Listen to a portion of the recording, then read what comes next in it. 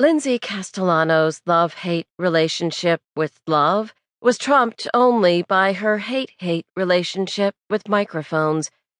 Yet here she was, at her sister's second wedding reception, as the maid of honor again, staring down a microphone again, to toast the newlywed couple again, before an enormous crowd in her hometown of Bliss, Illinois, the most marriedest town on earth. And once again, Lindsey wished Natalie had picked Mom to stand beside her instead.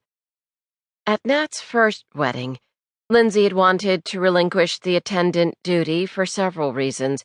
Because she hated microphones, because she hated crowds almost as much as she hated microphones, because Nat had picked the wrong groom.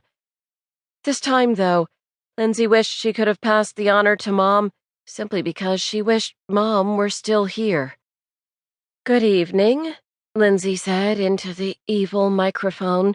Her voice bounced off the white textured walls.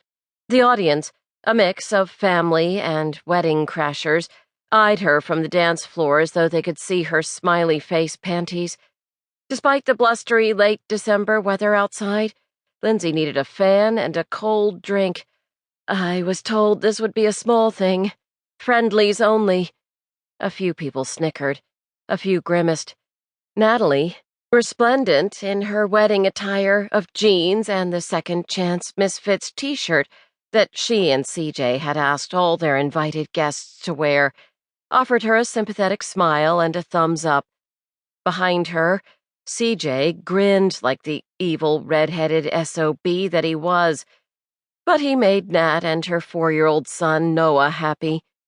He also gave Lindsey free drinks at his bar and was always good for a laugh, so she actually liked him a lot. Lindsey sucked in a breath that the microphone caught and amplified so loud the Mars rovers probably heard it. Her champagne flute wobbled in her sweaty hand, and her pulse hammered hard enough to crack a diamond. Words. She had to say a few more words, then she could return to obscurity.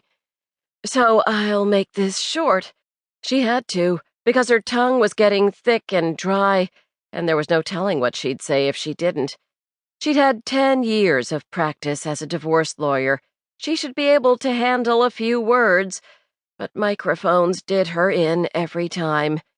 "To my favorite sister in the whole world, and the man who had better not ever have reason to see me in a professional capacity. Congratulations, and many happy returns." Dad lifted his glass. "To Nat and CJ!" Clapping and shouts of cheers spread through the ballroom, from the DJ to all 11 of CJ's sisters, Lindsey's new competition for most favored aunt status, to the whole of Bliss's Bridal Brigade, Knotfest committee members, and Bridal Retailers Association honchos who had crashed the wedding. Lindsey passed the microphone to the DJ and chugged her champagne, letting the sting of bubbly in her throat wash away her discomfort, then escaped the spotlight. Nat grabbed her in a hug. CJ joined in. The goober knew Lindsey hated enclosed spaces, but he had 30 years' worth of experience in tormenting sisters. "Isn't that the same thing you said at my first wedding?" Nat said. "Yes, but this time I'm optimistic you won't need me." Lindsey's voice was almost steady. Mom would have liked CJ. Nat squeezed harder. "You're still coming to karaoke afterward. Family only this time. Cross my heart." As if Lindsey could tell Nat no for anything today. "Absolutely, but no singing for me." "That's a given," Nat agreed with a laugh. Lindsey gave CJ a well-placed elbow to the ribs, and he backed off with an amused chuckle. Nat let go as well. Lindsey bent and planted a smacker on Noah's cheek, and while the DJ announced the first dance, she eased away. She needed air. Her dad squeezed her shoulder on her way past. "Beautiful, hon. Your mom would have loved every word."